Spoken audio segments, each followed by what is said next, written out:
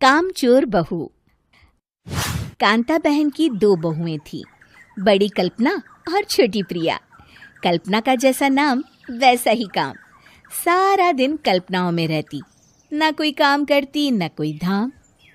अरे कल्पना बहू, जरा अच्छी सी चटनी पीस दे, आज कुछ मजेदार खाने का मन है।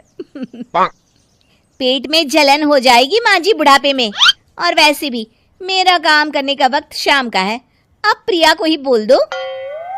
इतना कहकर कल्पना वहां से चली जाती है। कांता कल्पना के ऐसे रवैये से काफी परेशान रहती हैं। मैं बना देती हूँ माँ चटनी, ऐसा बोलकर प्रिया माँ को चटनी बनाकर प्लेट में खाने को देती है कि तभी वहां कल्पना आ जाती है। अरे वाह चटनी, जरा चख कर तो देखूं, बड़े दिन हो गए। अरे नहीं बहू, तू तो रहने ही दे चटनी खाना, पेट में जलन हो जाएगी।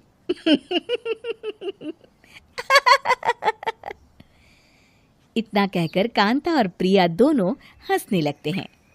कल्पना सारा दिन या तो मोबाइल में यूट्यूब देखती या फिर सोती रहती। उसका कमरा भी बिखरा और गंदा रहता। एक दिन कल्पना का पति अशोक उससे कहता है, अरे कल्पना, जानवर भी उस जगह को साफ कर लेता है जहां वो बैठता है, तुम तो इंसान हो, कैसे इतने गंदे कमरे में रह लेती हो? देखो सारा सामान यहाँ वहां बिखरा पड़ा है। ज्यादा अपनी माँ का बोल ना बोलो। हाँ, कमरा तुम्हारा भी तो है, गंदा लग रहा है तो साफ कर लो। पता नहीं तुम्हारे साथ मैं कैसे जिंदगी बिताऊंगा। इतना कहकर अशोक वहां से चला जाता है।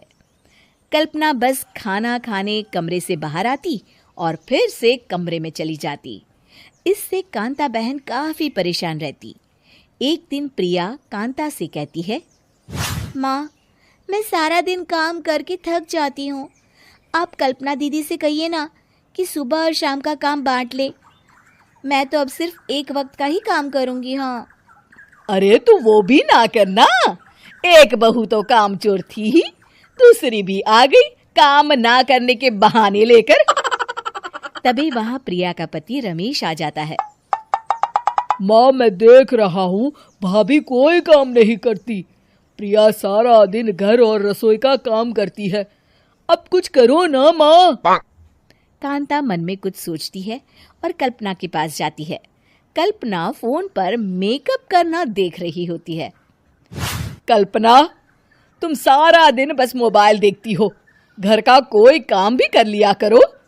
प्रिया सारा दिन काम करके थक जाती है, आज से मैंने फैसला किया है, एक वक्त का काम तुम करोगी, सुबह का खाना तुम बनाओगी और रात का प्रिया। आप लोगों ने काम को हव्वा बना रखा है। अरे पता नहीं थोड़ा सा ज्यादा काम करने में आप लोग घबरा क्यों जाते हैं। और हाँ, बहुत ज्यादा प्रिया की तारीफ मत करिए मेरे सामने, बड़ी बहू तो मैं ही रहूंगी। मैं कुछ नहीं जानती, कल सुबह मुझे वक्त से खाना चाहिए, रसोई में आ जाना, वरना कल से तुझे खाना नहीं मिलेगा। अगली सुबह कल्पना रसोई में नहीं आती है।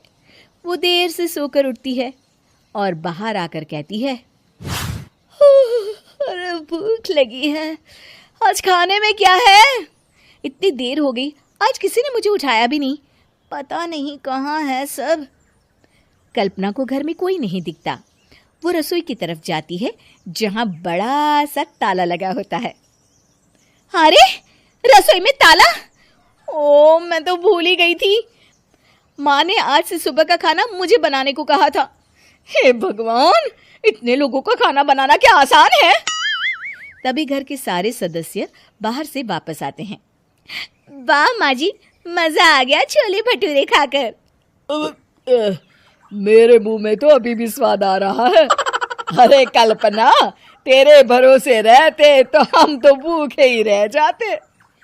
कल्पना को बहुत गुस्सा आ जाता है। अब बहुत हो गया, आज से मैं अपनी रसोई अलग कर रही हूँ, मैं अपना खाना खुद बना लिया करूंगी। कल्पना अपनी रसोई अलग कर लेती है, पर आए दिन उसका देर से उठना और काम न करने की आदत से वो भूखी ही रह जाती थी।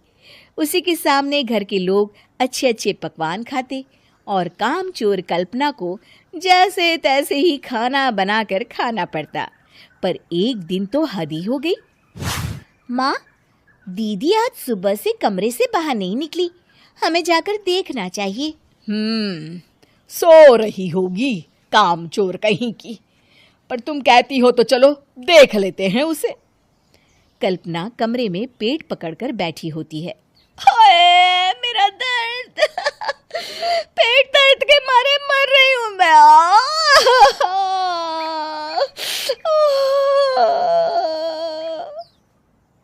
अरे दीदी, क्या हुआ?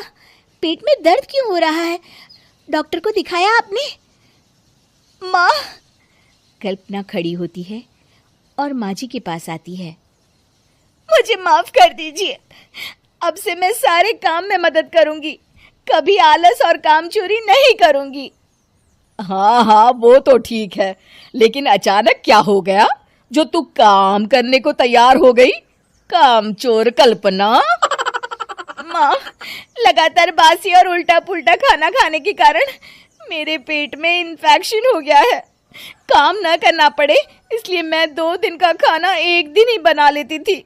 बासी और खराब खाना खाने के कारण लेने के देने पड़ गए। पेट में दर्द हो रहा है। चलो अच्छा हुआ, देर आए दुरुस्त आए।